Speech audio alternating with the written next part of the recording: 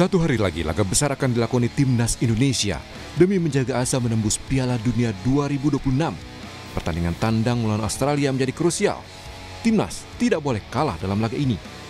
Seluruh pemain Timnas Indonesia yang dipanggil untuk laga melawan Australia telah tiba di Sydney. Ragnar Oratmangun menjadi pemain terakhir asuhan Patrick Kluivert yang tiba di Australia. Laga melawan Australia menjadi kunci karena Indonesia saat ini berada di posisi ketiga klasemen kualifikasi Piala Dunia Grup C zona Asia. Peringkat pertama dan kedua akan lolos otomatis, sementara peringkat 3 dan 4 masih terbuka jalan untuk lolos Piala Dunia melalui babak playoff. Skuad Patrick Kluivert menggelar latihan di lapangan setelah sebelumnya mengikuti latihan ringan di pusat kebugaran. Tampak dalam video ada penjaga gawang Timnas Martin Pas, bek Jordi Amat, Shane Patinama, Ramadan Sananta hingga Rafael Strijk. Latihan perdana digelar sebelum Timnas menggelar official training sehari sebelum laga melawan Australia. Supporter Timnas Indonesia pun menaruh harapan besar kepada jajaran kepelatihan di bawah Patrick Kluivert. Mantap, dia kan pemain Belanda, hebat itu.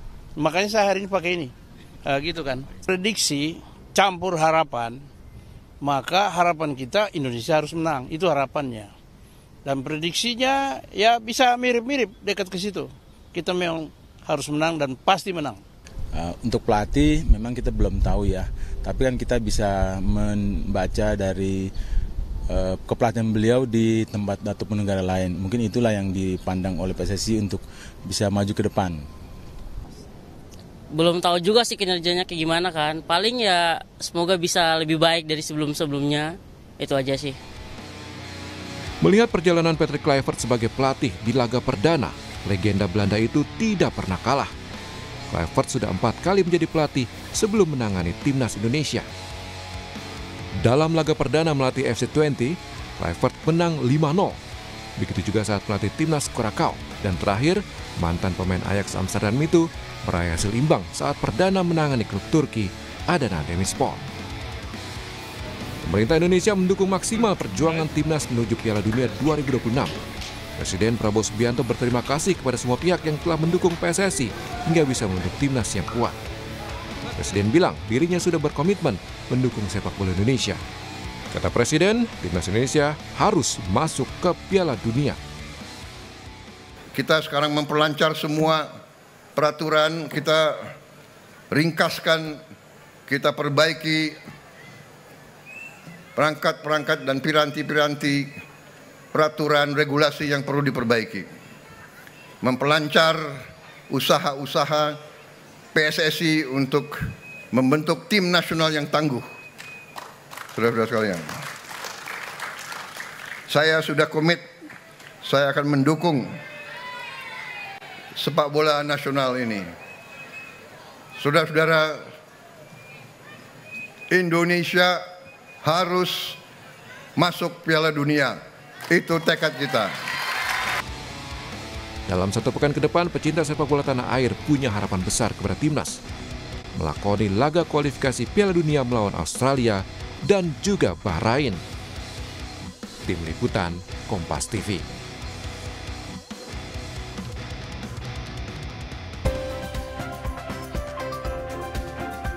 Saudara, pecinta sepak bola tanah air menaruh harapan besar pada pelatih Patrick Kluivert untuk membawa Indonesia meraih hasil maksimal di sisa laga kualifikasi Piala Dunia. 4 laga sisa menjadi penentu langkah Indonesia, dimulai melawan Australia. Bagaimana kans Indonesia meraih poin? Seperti apa juga antusiasme warga Indonesia di sana untuk mendukung Timnas? Kita tanyakan pada Ketua Garuda Australia, Osvaldo Giovanni, yang sudah bergabung. Selamat pagi, Mas Osvaldo. Selamat pagi, Mas, dari Sydney. Dari Sydney, 4 jam ya, lebih cepat dari Indonesia. Betul. Ya, oke. Dan juga bersama kita pengamat sepak bola Erwin Fitriansyah. Selamat pagi, Mas Erwin. Selamat pagi, Kompas TV. Selamat pagi, Mas Osvaldo. Terima kasih. Pagi, Mas Erwin. Ya. Sudah bergabung di Dialog Sapa Indonesia Pagi pada hari ini. Saya ke Ketua Garuda Australia, Osvaldo Giovanni. Mas, ini pastinya juga pendukung supporter Timnas Indonesia yang berada di Australia ini ya juga sama seperti yang di Indonesia. Ini mendidih darahnya kalau kita bilang untuk mendukung Timnas Indonesia besok nih melawan Australia. Atau bagaimana di sana? Sorry, bilang apa?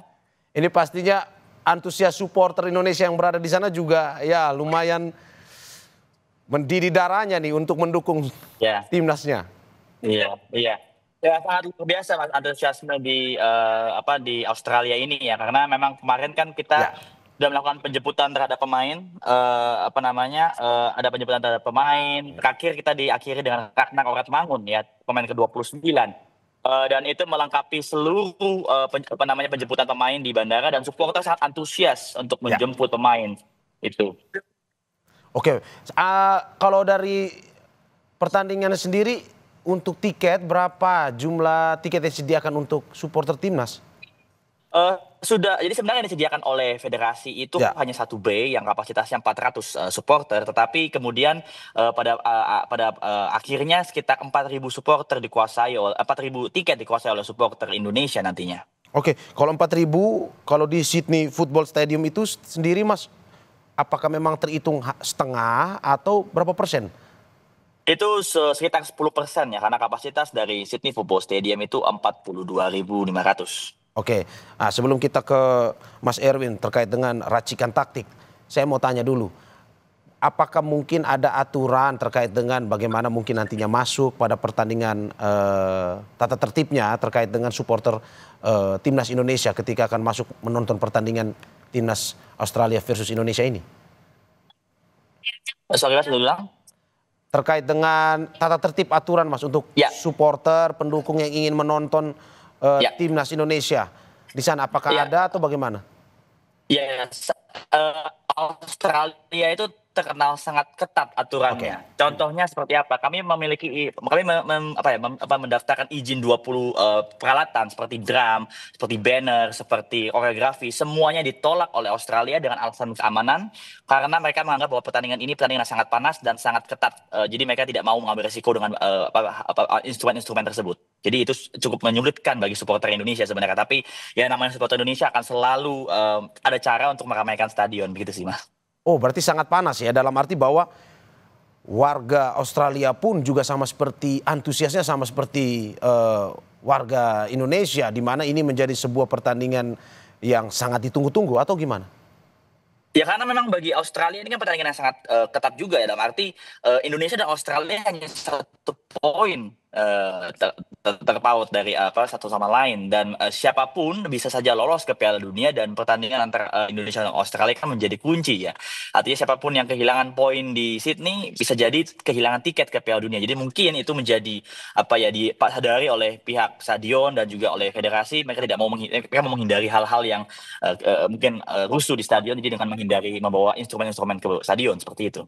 Oke, ini menarik juga kalau kita ngobrol soal stadion, karena mungkin banyak warga Indonesia yang tidak mengetahui bagaimana sebenarnya stadion di Australia sana, tempat berlangsungnya laga Australia versus Indonesia, bagaimana gemuruhnya, bagaimana magisnya stadion di Australia yang pada akhirnya mengundang Indonesia untuk bermain di sana. Bagaimana Mas kalau menjelaskan terkait dengan stadionnya, bagaimana dengan pendukungnya, bagaimana juga dengan atmosfernya, seperti apa itu, menjelaskannya seperti apa Mas?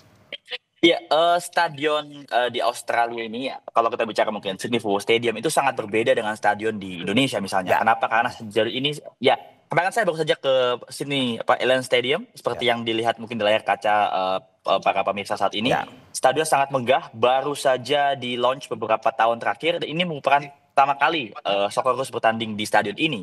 Stadion ini mungkin tidak besar, hanya 42.500, tidak sebesar BGBK, tapi sangat rapi, sangat teratur, sangat bersih, dan itu yang mungkin bisa kita pelajari juga dari stadion ini, dan itu sangat kecil ya stadionnya, dalam arti jarak dari lapangan ke stadionnya ke tribun sangat dekat. Jadi kalau supporter kemudian nanti ada bersorak atau berteriak, itu akan sangat didengar oleh para pemain, membuat stadion ini jadi sangat angker mungkin hitungannya bagi para pemainnya gitu.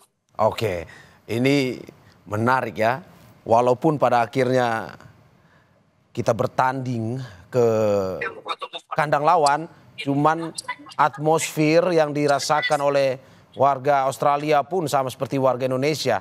Mereka menanti-nantikan pertandingan ini. Saya ke Mas Erwin.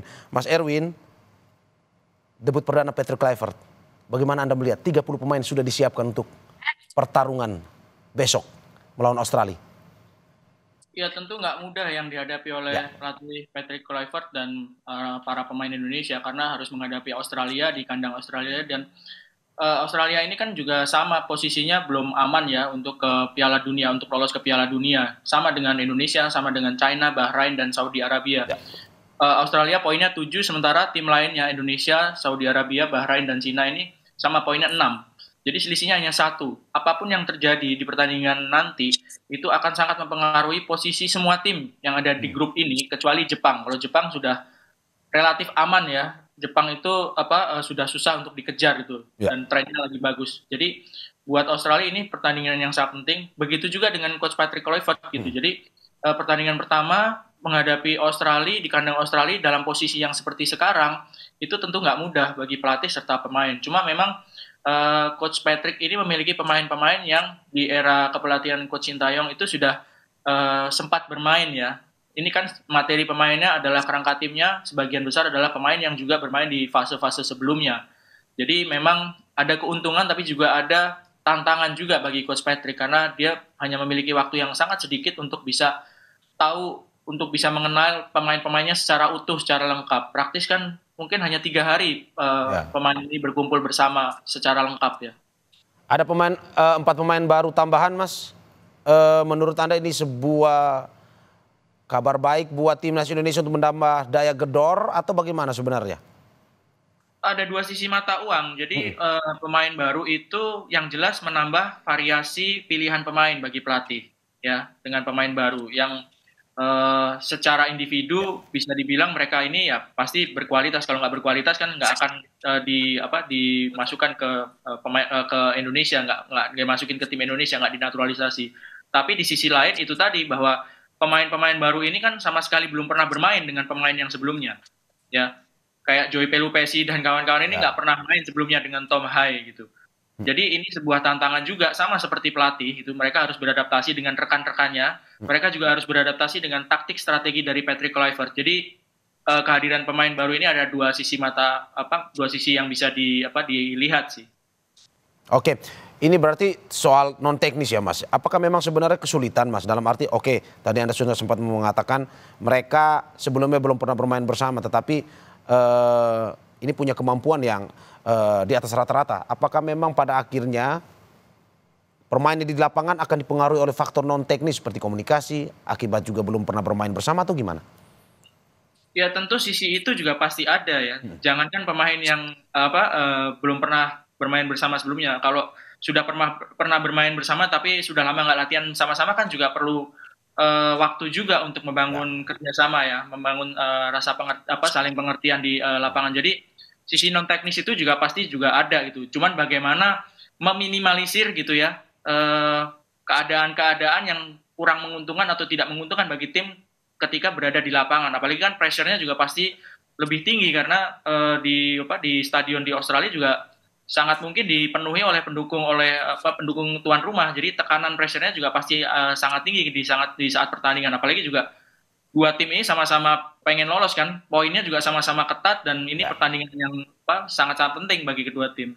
Oke, Mas ini berbicara soal history, track record dari Patrick Kluivert di pertandingan perdana tidak pernah kalah. Apakah memang ini menjadi salah satu semacam sebuah magis bagi Patrick Kluivert untuk pada akhirnya bisa menang di pertandingan kali ini? Ya mungkin saja buat pribadi dari Patrick Kluivert gitu. Tapi kondisinya sekarang menjadi tidak tahu kita kan karena Coach Patrick juga baru sekali ini akan menang tim Indonesia di pertandingan resmi. Jadi mungkin secara pribadi punya rekor yang bagus gitu, tapi tidak bisa serta-merta diaplikasikan. Di pertandingan ini rekor ini akan berpengaruh juga. Saya rasa itu nggak terlalu berpengaruh ya. Apalagi kalau misalnya kita lihat bagaimana Australia juga pasti mempersiapkan diri dengan cukup baik meskipun mereka kabarnya kan nggak diperkuat sama sejumlah pemain intinya karena cedera. Oke, berarti kalau kita bisa bilang Patrick Kluivert tidak menemukan kesulitan ketika harus di debut perdananya ya Mas ya, dalam arti bahwa komunikasi pemain bisa terjaga, taktik pun bisa diimplementasikan kepada para pemain. Ya, kita tentu berharapnya seperti itu. Komunikasi ya bisa lebih lancar karena mayoritas pemain juga bisa fasih berbahasa Belanda sama dengan Coach Patrick. bahasa Inggris juga bisa. Pemain-pemain Indonesia juga saya lihat sekarang kemampuan untuk berbahasa asingnya juga sangat bagus gitu ya untuk berkomunikasi. Paling tidak itu yang membantu ya. Faktor komunikasi ini bisa membantu bagaimana adaptasi ini dari pemain-pemain, baik pemain lama dengan pemain baru, dengan pelatih dan coach dengan asisten pelatih yang baru itu bisa tercipta. Oke, saya ke Mas Osvaldo, Ketua Garuda Australia. Mas Osvaldo, seperti dikatakan oleh Mas Erwin tadi bahwa ini antusiasmenya tinggi untuk memperebutkan poin kedua timnas. Australia pun harus, timnas Indonesia pun harus. Tidak boleh ada yang tidak ada poin dalam pertandingan kali ini. Antusiasme di sana seperti apa kalau bisa digambarkan, Mas? Kalau kita bicara supporter Australia, sebenarnya ada sedikit perbedaan dengan supporter Indonesia. Kalau di Indonesia kita tahu sendiri sepak bola merupakan olahraga nomor 1 ya. Tetapi kalau di Australia sepak bola sendiri kan memang olahraga yang nomor 4 ya. Masih ada football, masih ada rugby, masih ada cricket yang lebih populer. Memang mungkin tidak akan antusias supporter Indonesia, tetapi di kalangan supporter yang memang fanatik terhadap sepak bola, mereka memahami beberapa pentingnya pertandingan ini. Seperti yang Mas Erwin katakan, mereka tahu bahwa mereka harus menyemangati pemain mereka, apalagi dengan tren yang kurang baik dialami Australia di babak ketiga dari kualifikasi Piala Dunia ini, karena mungkin di ekspektasi awal Australia bisa dengan mudah melewati tim seperti Indonesia maupun Bahrain. Pada akhirnya mereka tidak berhasil mendapat poin dari Indonesia maupun Bahrain pun sampai dengan saat ini, sehingga itu menjadi pressure juga bagi para supporter mereka di Australia nanti. Dan itu pun tercermin dari CEO dari Football Australia ketika ada pengumuman bahwa pertandingan akan dijalankan di Sydney Football Stadium. CEO itu menyampaikan bahwa kita harus lebih bersuara lebih keras daripada supporter Indonesia. Pada dasarnya mereka ingin jangan sampai Indonesia lebih keras suara dibanding Australia, seperti itu. Oke, berarti ada cara untuk membangkitkan semangat warga Australia sendiri untuk menyambut pertandingan ini, Mas ya? Iya, seperti itu. Mereka tidak mau sampai di kandang mereka itu lebih ramai seperti Indonesia. Oke, kalau kita melihat tadi Anda sudah menyebutkan misalkan di media mainstream. Kalau di media sosial sendiri seperti apa? Kalau di Indonesia kan ketika ada pengumuman skuad Garuda ada 30 yang diterbangkan ke Australia ada berapa? Kalau di Australia sendiri bagaimana? Dalam arti bahwa apakah seantusias itu ketika menyambut misalkan ada pengumuman dari timnas Australia sendiri pengumumannya atau bagaimana? Ya, saya sendiri menonton pengumuman dari pemain yang diumumkan oleh Tony Popovic. Ada sedikit pendapat yang berbeda ya, ada mixed opinion mungkin daripada para supporter, karena banyak pemilihan pemain yang dianggap dipertanyakan oleh coach Tony Popovic, terlebih dengan tidak ada pemain inti, pemain kunci seperti Harry Sutar maupun Cirkati, tapi pemain penggantinya tidak memuaskan pada dasarnya. Dan itu kita tercermin dari komentar netizen di sosial media yang mereka pada dasarnya tidak puas dengan pemilihan dari Tony Popovic, seperti itu. Oke, Mas kemarin kan sempat bertemu juga nih menyambut pemain timnas yang datang di Australia. Ada kesan yang mereka sampaikan kepada Garuda Australia di sana atau bagaimana?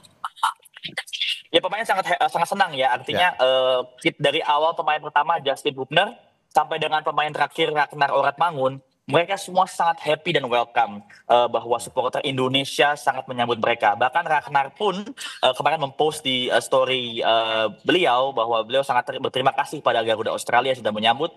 Pun juga dengan Sandy Walsh yang juga mempost di story-nya sangat senang dengan hospitality dari supporter Indonesia yang menunggu, yang setia menunggu ya. Dan teman-teman yang ada di bandara itu banyak yang menunggu berjam-jam, Mas. 6-8 jam mereka duduk di bandara untuk menunggu pemain kesayangan mereka sangat appreciate terhadap antusiasme dari supporter Indonesia itu. Walaupun jumlahnya lebih sedikit, tapi antusiasnya tetap sama, membara menunggu pemainnya berlaga esok melawan timnas Australia. Saya ke Mas Erwin. Mas Erwin, tadi Mas Osvaldo bilang ada bocoran katanya beberapa pemain Australia besok akan absen dalam laga versus Indonesia. Apakah ini bisa menjadi sebuah keuntungan bagi Indonesia dalam pertandingan besok? Tapi sebelum jawab kita saksikan usai jeda.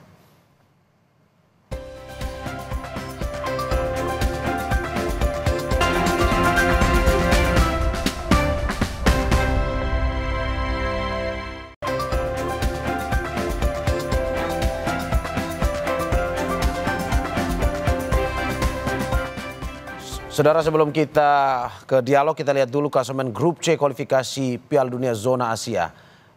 Jepang tampak sulit terkejar karena sudah mengumpulkan 16 angka. Yang menarik adalah peringkat 2 hingga 6. Seluruh tim masih berpeluang lolos ke Piala Dunia. Australia punya 7 angka, sementara Indonesia dan 3 tim lainnya sama-sama mengoleksi 6 poin.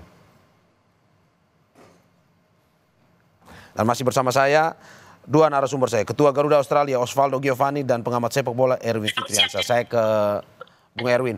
Bung Erwin, bagaimana melihat Indonesia, apakah sampai saat ini dengan informasi dari Mas Osvaldo tadi bahwa ada beberapa pemain Australia yang hingga besok itu harus absen, tidak ikut dalam pertandingan Indonesia versus Australia. Apakah ini jadi keuntungan sebenarnya buat Indonesia atau sebenarnya ini masih tetap menjadi pertarungan hidup mati antara Indonesia versus Australia? Tentu masih berada dalam posisi hidup mati antara Australia dan Indonesia ya. Indonesia ini adalah lawan tersisa dari Australia yang harus dihadapi di kandang selain setelah menghadapi Indonesia menghadapi Jepang. Ya. Jadi kalau dilihat dari kualitas gitu, Australia masih memiliki lawan yang jauh lebih tangguh gitu ya di pertandingan terakhir di kandang. Jadi mereka tidak diperkuat oleh sejumlah pemain ini tentu merupakan kerugian bagi Australia dan sebaliknya merupakan keuntungan bagi Indonesia. Kalau waktu di Jakarta itu saya ingat salah satu pemainnya adalah kapten tim Hari Soutar, itu sangat susah untuk dilewati. Itu salah satu faktor yang membuat Indonesia susah untuk mencetak gol. Hari Soutar nggak bisa main nanti di pertandingan besok. Ini tentu sebuah keuntungan. Tapi juga bisa begini, pemain-pemain yang dipanggil itu banyak yang dipertanyakan kan, dikritik itu. Ini pemain-pemain yang minim pengalaman. Ya memang nggak ada pilihan pelatih Popovic itu ya. Karena pemain-pemainnya yang biasanya main itu nggak bisa main. Sekitar 7 atau 8 pemain yang nggak bisa dimasukkan dalam tim karena berbagai masalah gitu. Tapi di sisi lain itu tadi bahwa pemain yang biasanya tidak pernah mendapatkan kesempatan, kalau dikasih kesempatan itu bisa jadi mereka keluar motivasinya menampilkan permainan terbaik. Nah ini yang juga harus diantisipasi oleh Coach Patrick Kluivert gitu. Ketika pemain Australia yang biasa menjadi cadangan dipanggil ke timnas dan mereka memiliki semangat yang lebih luar biasa gitu karena ingin membuktikan diri, ini bisa menjadi hal yang tentu berbahaya bagi Indonesia. Oke, Mas Erwin, kita bahas teknis lebih detail lagi terkait dengan Indonesia versus Australia ini. Prediksinya 4-3-3, Mas. Formasi yang akan diturunkan oleh Patrick Kluivert pada pertandingan besok. 4-3-3 posisi menyerang. Apakah besok sebaiknya Indonesia versus Australia kalau menurut pengamatan Anda bermain menyerang 4-3-3 atau lebih baik bermain bertahan? Yang penting curi-curi poin aja lah. Seri ataupun menang kalau untung. Yang penting tidak kalah. Kondisinya begini, tentu semuanya bersemangat, tentu semuanya optimis Indonesia ini bisa melangkah sejauh-jauhnya di fase ini ya, bisa lolos gitu ya. Tapi dalam hal ini kita juga harus realistis bahwa yang dihadapi ini adalah tim yang sudah beberapa kali lolos ke Piala Dunia, tim yang mapan ya di kawasan ini, tim yang mapan gitu, meskipun diperkuat oleh sejumlah pemainnya. Soal formasi bisa jadi 4-3-3 atau 3-4-3 atau 4-5-1 ini belum pernah digelar sebelumnya dan Coach Patrick ini kan dan asistennya nggak banyak memberikan komentar sebelum pertandingan kan. Ya. Banyak membocorkan seperti apa maunya gitu ya. Jadi kita hanya bisa memprediksi aja gitu. Kalaupun misalnya 4-3-3 atau 3-4-3 atau 4-5-1 atau berapapun 4-2-3-1 yang akan dimainkan. Rasanya akan lebih realistis kalau misalnya bermain itu nggak terlalu frontal menyerang ya. Nggak terlalu frontal menyerang. Mungkin seperti ketika menghadapi Arab di pertandingan pertama ya. Nunggu di belakang sambil memanfaatkan serangan balik yang cepat. Mungkin itu yang paling realistis ya. Entah itu bermain dengan formasi apapun, tapi gaya terlalu frontal menyerang itu saya pikir akan sangat berisiko gitu. Kita main di kandang Australia. Tapi sekali lagi bahwa kita perlu untuk mengambil keuntungan ketika pemain Australia itu banyak yang nggak bisa main gitu ya. Oke, jika memang kita harus lebih ke dalam, lebih bertahan, bagaimana dengan posisi pemain bertahan termasuk kipernya, dalam arti bahwa saat ini dari sektor kiper Martin Paes menjadi nomor 1, tetapi dengan datangnya Audero, bagaimana penilaian Anda? Saya rasa Martin masih memiliki peluang yang sangat besar untuk menjadi kiper utama, mengingat dia juga sudah bermain beberapa kali dengan rekan-rekannya ini kan ya. Waktu lawan Australia di Jakarta dia juga sudah bermain. Jadi faktor itu yang membuat Martin mempunyai keuntungan ya, kelebihan dibandingkan dengan Audero yang baru kali ini bergabung bersama timnas Indonesia. Oke. Kalau untuk kiper yang dengan berasal dari asli Indonesia sendiri, apakah memang masih punya peluang dalam arti untuk pertandingan versus Australia dan juga di kualifikasi Piala Dunia Asia ini? Peluang tentu ada, tapi saya pikir peluangnya cukup kecil karena ya itu tadi bahwa realita bahwa Martin lebih banyak mendapatkan kesempatan sebagai kiper utama di beberapa pertandingan terakhir ini kan dia pegang itu. Jadi peluang bagi kiper Indonesia Nadeo ataupun Hernando ada tapi kecil ya. Kalau di posisi kiper kan kalau nggak kipernya cedera atau terkena scoring itu kan kiper cadangannya nggak main. Apalagi kalau kita lihat di posisi kiper juga sudah ada Emil Audero kan. Oke, saya ke Mas Osvaldo. Mas Osvaldo, bagaimana melihat antusias? Tadi Anda sudah menjelaskan terkait antusias.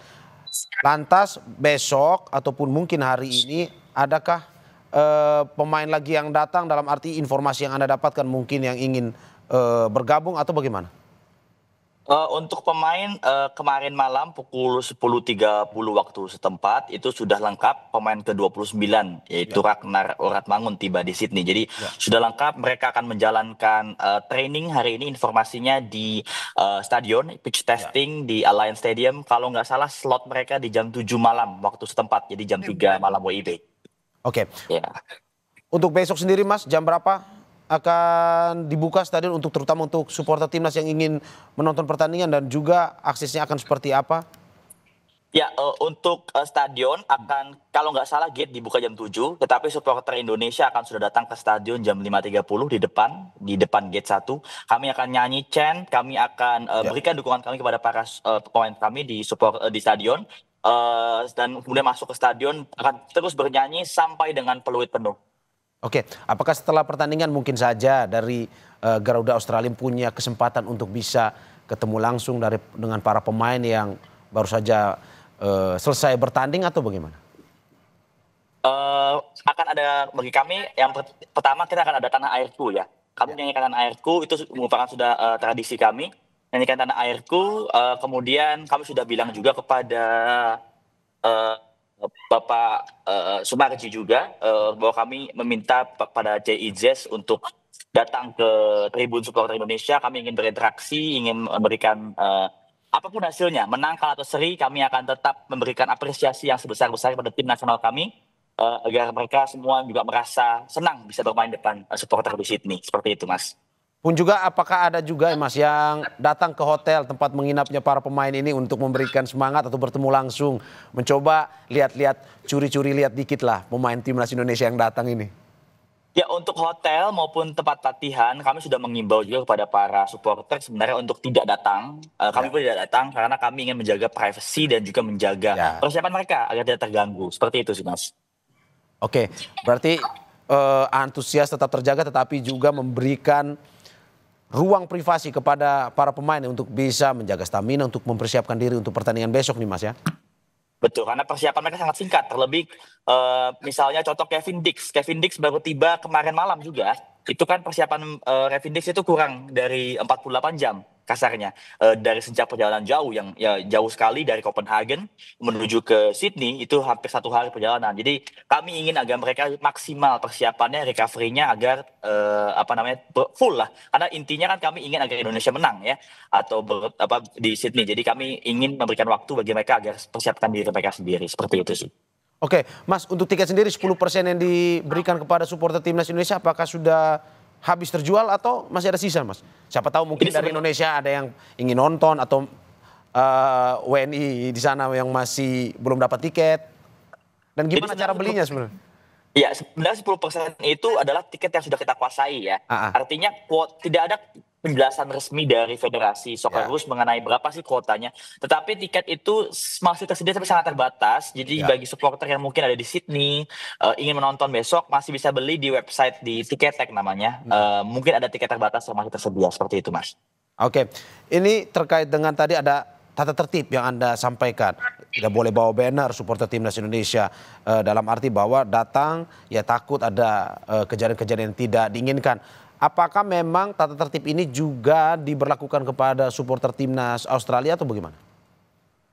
Saya kurang paham ke situ karena memang sebenarnya dari ketika mereka memberikan respon bahwa kami tidak boleh membawa drum, tidak boleh membawa banner yang besar, itu kami sedikit melakukan protes atau appeal karena supporter dari Saudi maupun supporter China, Tiongkok ketika bertanding di Australia itu diperbolehkan untuk membawa. Tapi kami tidak mau banyak membahas soal itu karena kami yakin pasti Socceroos punya pertimbangannya tersendiri, stadionnya juga berbeda, mereka punya pertimbangan tersendiri.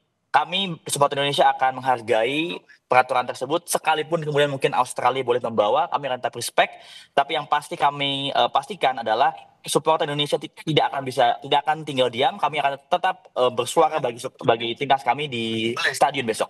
Oke, saya ke Mas Erwin.